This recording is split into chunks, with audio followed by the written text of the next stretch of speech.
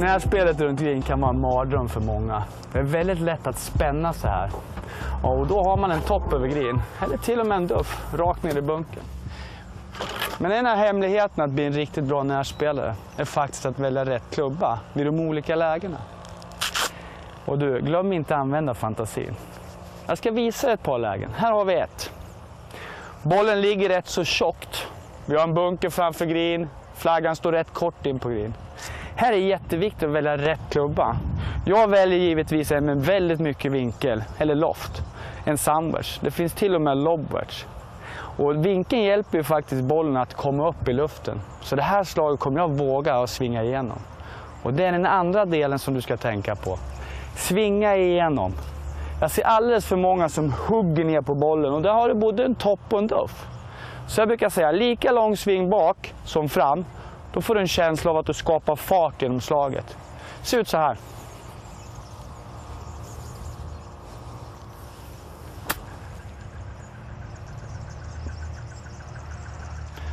Vet inte om jag någonsin kan slå den där bättre. Här ska vi titta på ett annat läge. När bollen inte ligger på green utan på den finklippta delen utanför. Kan till och med vara fairway. Ungefär så här. Här är ett gott råd att använda den säkraste klubban i bagen. Och faktum är att det oftast är putten. En dålig putt blir aldrig lika dålig som en dålig chip. Och det är faktiskt inte fegt att använda putten utan det är smart. Vad jag vill att du ska tänka på här när man ligger utanför green, det är att vi måste öka på pendeln. För gräset är ju lite strävare, så vi kommer ända fram.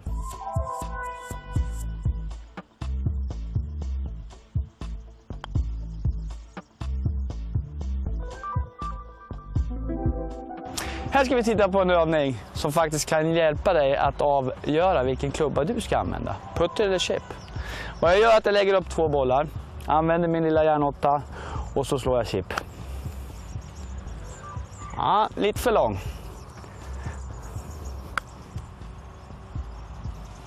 Och lite för kort. Sen tar jag min putter. Samma läge. Ofta så visar det sig att putten ger ett bättre resultat. Så i början, använd putten för det är smart. Chippa kommer du lära dig. Det här är en till övning. Och den här är faktiskt bra för pitchen. Du behöver inget stort utrymme och du har redan din bag. Så ner med bagen, ta upp din sandwich och så lägger vi ut lite bollar. Tanken är att du verkligen ska slå de här över bagen, alltså en pitch. Det viktiga var ju verkligen att svinga igenom. Så lika långt bak som fram. Enkelt. Och sen är det bara att slå. Lika långt bak som fram. Och ju bättre du blir, ju närmare över baggen kan du landa bollen.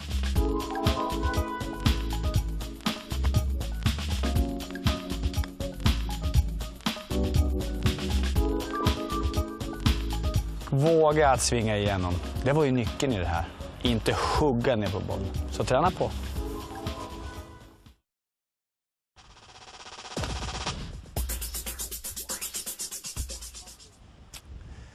Chippen, det är förmodligen en av de mest använda slagen runt greenerna. Det är det låga slaget och så man kan använda vilken klubba man vill. Det första jag vill påpeka är en smalare stans. Det gör vi bara för att vi ska hålla underkroppen mer passiv i pendelrörelsen. Nästa steg är att vi ska jobba med en liten öppen stans. Här. Och det gör vi för att pendeln ska kunna få fritt fram att komma mot målet. Nästa steg blir att jobba med vikt på vänster. Mer vikt på vänster kommer göra att vi kan behålla oss kvar över bollen i själva pendelrörelsen. När klubban nu kommer ner så kommer vi föra fram händerna på vänster ben. Och det gör att klubbans vinkel kommer bli lite lägre. Som gör att vi får ett lägre utgångsriktning på slaget. Och vi får en chip. Nu ska vi titta på bollplaceringen. Bollplaceringen kommer hamna någonstans i mitten eller lite längre bak i stansen. Och det gör vi för att vi vill att klubban ska träffa bollen först och inte duffa eller toppa. Så när vi har gjort det här nu så kommer vi in till själva pendelrörelsen. Och en pendel är en rörelse som är rakt bak och rakt fram. Enkelt att jobba med. Rakt bak, rakt fram.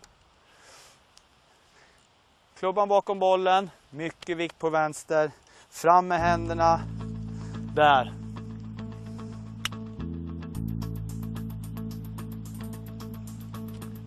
Och där har vi den.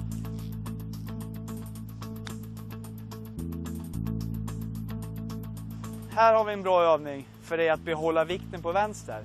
Och framförallt ligga kvar över bollen när du ska jobba med pendeln.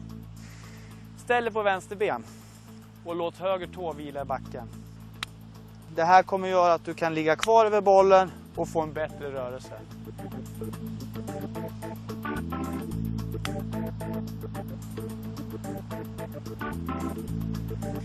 Det här är en bra övning när det gäller chip. För att du ska lära dig förstå hur dina klubbor fungerar. Hur mycket lyft de ger och hur mycket rull. Lägg ut ett par bollar, börja med en klubba och sen slår vi en chip.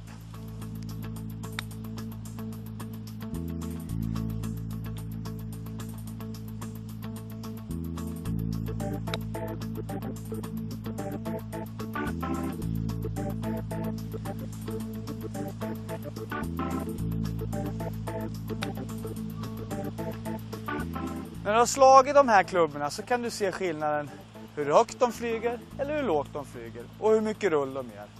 Träna på det här så kommer du bli en bättre chippare.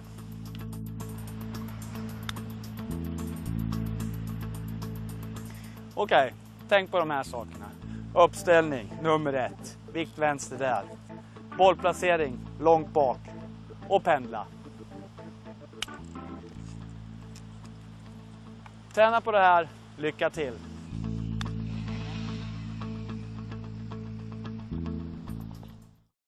I'm going to show you how to hit this long chip close to the hole.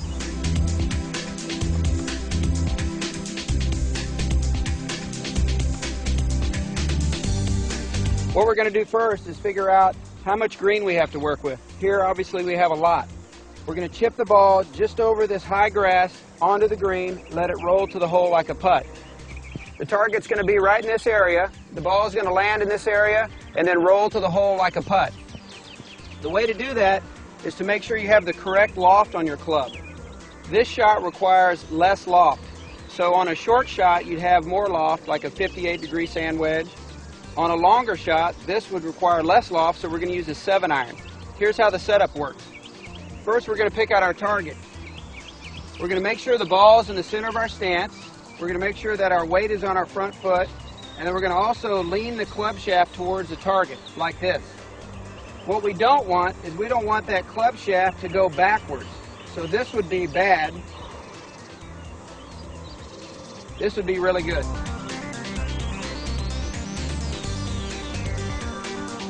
Here's how it works.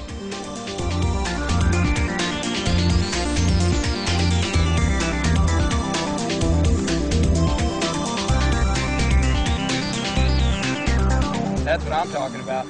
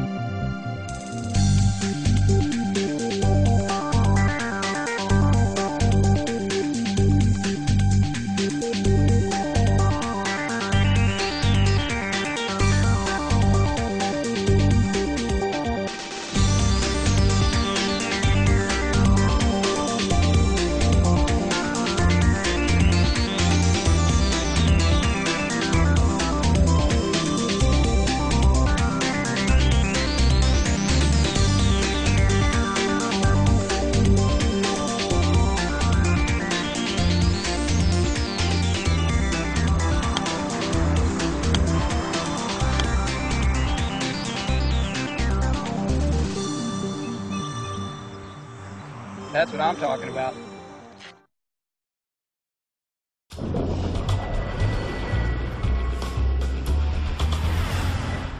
As far as technique goes, chipping is probably the second easiest thing right behind putting to master. I mean, there's not a whole lot to the technique. All you're doing is you're trying to create a slightly descending blow and make some solid contact. little weight in your left foot, hands a little forward, brush the grass, and you've got the technique more or less mastered with a little practice. So, how are you going to get good at getting the ball close to the hole so that you can have more up and downs? Well, a lot of people figure, I'm going to go practice, and I'm going to play a lot of golf. And I'm going to probably do that practicing and all that chipping on the golf course with one club. I did it too, and Phil Mickelson did it too.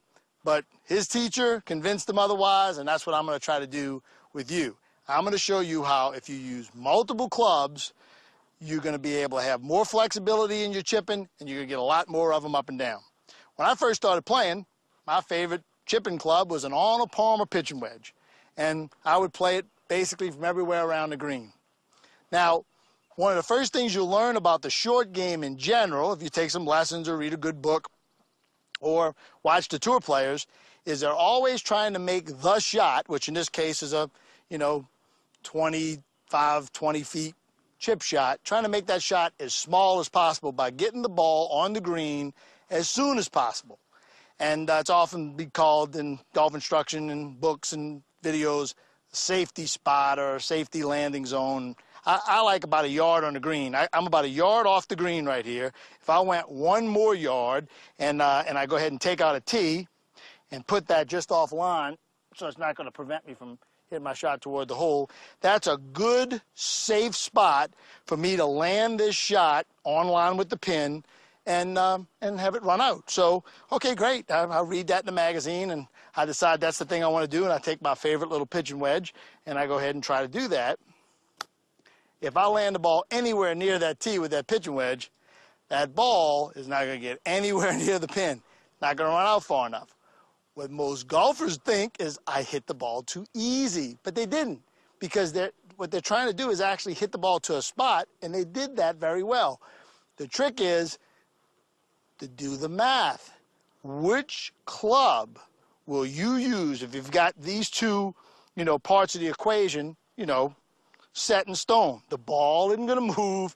Your landing spot, can move, but we're determined that's probably your safest, closest spot. Pitching wedge doesn't go far enough. Let's try some other clubs in the bag and see how far they go. Just to start, let's take out an 8-iron, 2 less clubs and loft, and land this ball right here. Little brush technique, same exact technique, and you can see how the ball rolls further, about twice as much further, but still doesn't run far enough to the hole. Which club am I going to need to get it all the way to the hole? Well, pitching wedge went there, 8 went there, so seems to me maybe a 6 might work. So I've got my spot. And one thing you want to do with your spot, you'll see all the good players do this on TV. When you have your spot, make your practice swings away from your ball, looking at your spot. How hard do you make this little downward brushing technique? How hard do you do that so that your ball flies to there? Don't try to lift your ball up to that spot.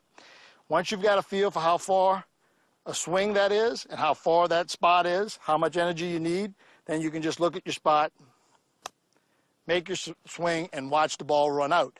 In this case, it hit a couple things along the way, but I've got a 2-footer, and I'm probably going to get up and down and go to the next hole very happy. So, great, Brian. If I get to try all of my clubs every time I'm chipping around the green, I can figure out which one I can play this safe landing and have it run out. Well, there's actually an easier way. There's a ratio that was developed long ago, made popular by Paul Runyon, who was the wizard of the short game for many, many years, and a great teacher and player in his own right. And he called it the Rule of 11. Well, it's changed a little bit for modern times here. It's now the Rule of 12 because manufacturers, due to popular demand, have made their golf clubs a little stronger lofted. And the Rule of 11 and the Rule of 12 basically worked on a simple principle. When you're hitting a shot, okay, what shot it is, a tee shot, but in this case we're hitting a chip shot, the ball flies to one spot and then the ball runs out to another. I always say it's one part carry unless you hit a cart path, and then it'll be at least one more part carry depending on how many times it hits on the cart path. So what we have right here is my 1 part carry is 2 yards. That 1 yard to get to the fringe and 1 more yard to get to the tee. So I have 2 yards is 1 part carry. So 2 more yards, 1, 2, is 1 part roll. And on and on and on. So as I stand here or back up from my, from my area so I get a little different view, I can say I've got 1 part carry, 1 part roll to where I was standing, 1 part carry, 2 parts roll, 1 part carry, 3 parts roll, 4 parts roll, and then at some point, maybe about 6 parts roll for this 6-iron. You see, that's the trick.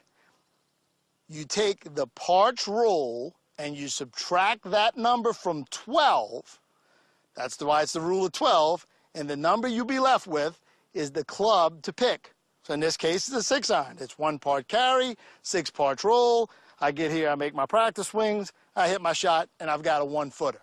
Now, Brian, that's great. What if, though, I'm either closer to my spot or, often cases, further away from my spot? Now that 6-iron that was perfect for this shot from where I was right here 2 yards away, if I fly it, making my practice swings, looking at my spot, if I fly it up to that tee,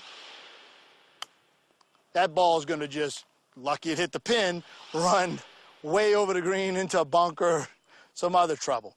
So because I've changed this first part, I have 1, 2 to get back to the ball, 3, 4 to get to my spot.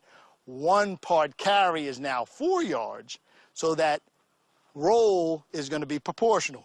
1 part roll, 1, 2, 3, 4 yards, 2 parts roll. So this shot right here is somewhere between 2 and 3 parts roll. So let's just say I want to be aggressive and give myself a chance at getting it to the pin. 3 parts roll, 3 minus 12 is 9. I take out my 9-iron here, look at my spot, make my practice brushes, and then try to land it on line with the pin, even with my spot. And amazingly, we said we wanted to be a little aggressive. The ball ran out about 4 feet past the hole, giving me a really makeable shot. And I wanted to be aggressive. Maybe I wanted to give myself a chance at, getting the ball at least to the hole. You'll find that it doesn't take you long to start seeing all your shots around the green this way, whether it's a chip shot or any other kind of pitch. And I promise you, just like Phil Mickelson, will find out no matter how good you are with that favorite club, if you can just do the math, find your safe spot, pick your club, make your practice swings at your spot, and execute your technique, you're going to have a world-class short game because you're going to be able to chip it close and get up and down from almost anywhere. So we're in pretty thick rough here, and I want to show you the principles of hitting the shot out of rough, because so many times I've had players say, I'm pretty good around the green, but I really struggle out of the rough. If that's the case, they're probably not doing the correct technique, because if they were doing the hinge and hold method, they would find that that method, along with the lob shot principles, will get the ball out of the rough just fine. We're here in thick rough. The club will get buried up by the grass. You can see the ball is sitting down. Now, we cannot rely on spin to get the ball stopped, because we have so much grass between the club and the ball. The only thing we can use is trajectory. So what we want to do is very similar to the lob shot using the hinge and hold technique. We're going to hinge and hold throughout this shot, but we're going to come in heavy just like a lob shot, and when the ball is sitting down in the rough, we're assessing our lie and we're putting our weight forward.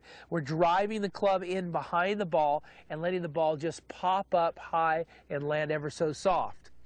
When we have the ball sitting higher up, that's when we'll level out our weight. So very similar to the lob shot, we open up the face, our weight is forward, and we just plop down right behind the ball, and we get it to pop up ever so softly and release down to the hole. Now obviously it won't be as good as a shot from the fairway, but we can use trajectory to get the ball stopped. Using those same principles, if the ball somehow sits up in the rough like this, we cannot use that method of driving the club into the ground. We'll go right underneath it. So again, using the same type of flop shot, lob shot principles, we level out our weight so that the bottom of the arc is shallow around the ball. We open up the face slightly, but we don't lay it flat like we did for the previous shot where the ball's sitting down. So we open it up, but just not as much, and then we just use the same swing. And I'm able to get the ball up high and soft and control it somewhat. So not always when we're in the rough are we trying to get the ball to land softly. A lot of times we can be in the rough and the pin can be in back and we need the ball to release. So when we do that, we still are not going to be able to catch the ball solidly. We have grass in between the club and the ball. So what we do here is the same technique of falling in behind the ball, letting the club just fall right in behind the ball, but we scoot the ball back in our stance and square up the club face. This is going to give it less loft and force the ball out lower out of the rough and with more release. You can see the ball is further back in my stance, letting the club come into the ground behind the ball. We're not trying to catch the ball first. There's too much grass there. So we're playing like a little mini flop shot, even though the face is square, and we're trying to get it to release.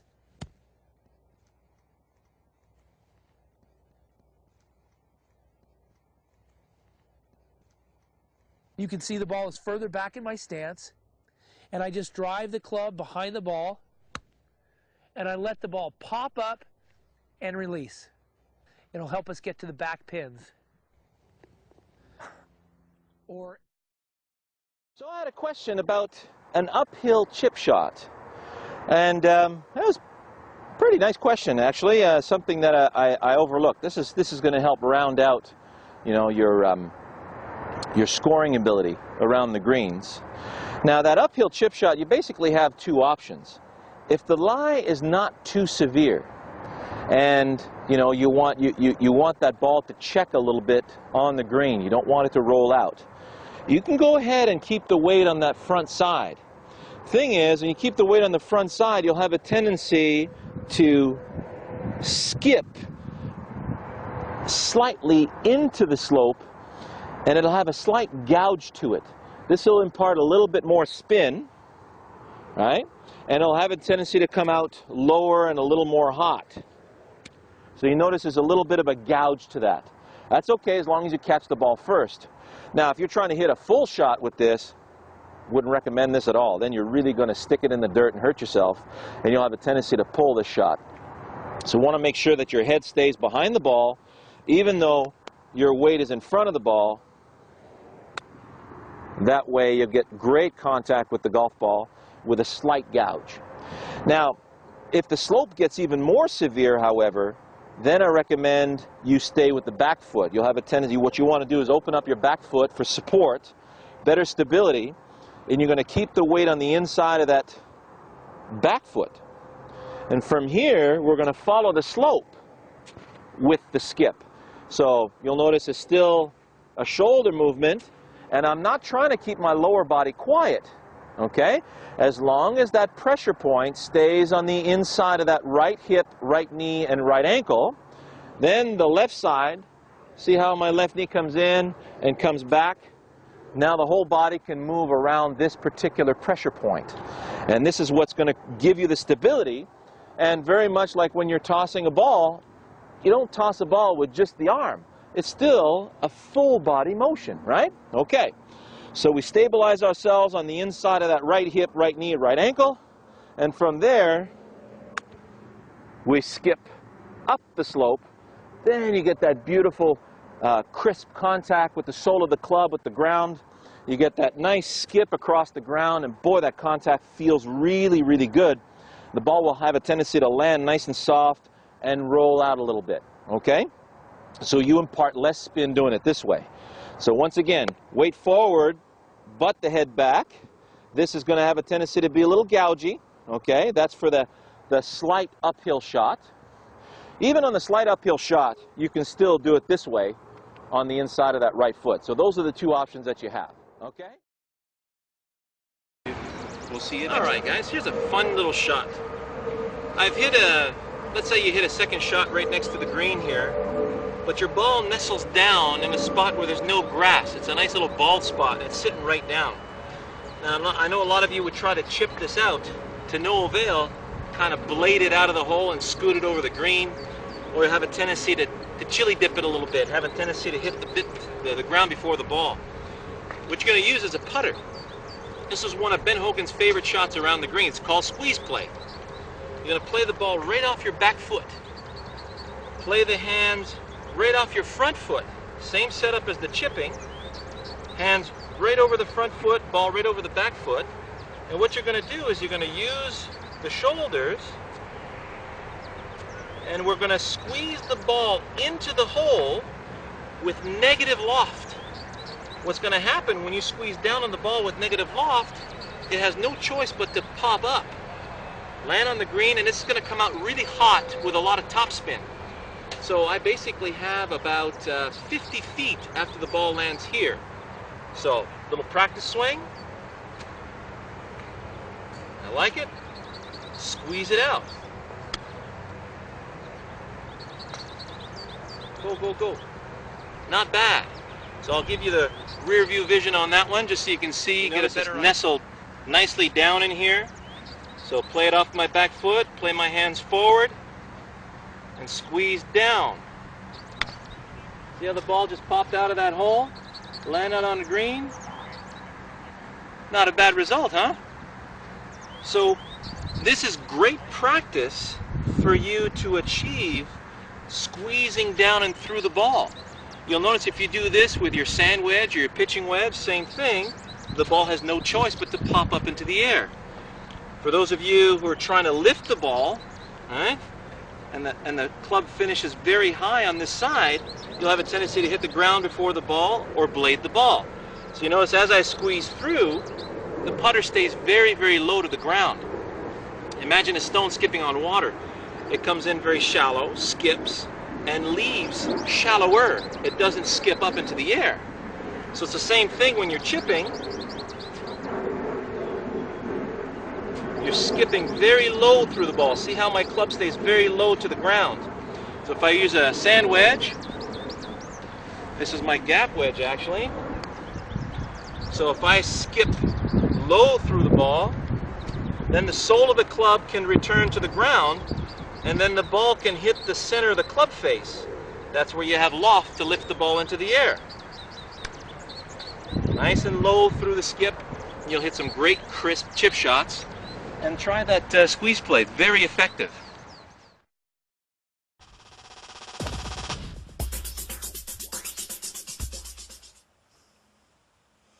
Det här läget känner du säkert till. Du har hamnat kort en bunker. Du måste få bollen snabbt upp i luften med snabbt stopp. Här har vi en pitch. Men det första du ska veta är att det enda som avgör hur högt bollen kommer, det är klubbans loft eller vinkel. Ofta förknippar golfaren just pitchlaget med kanske en pitching wedge. Men det finns faktiskt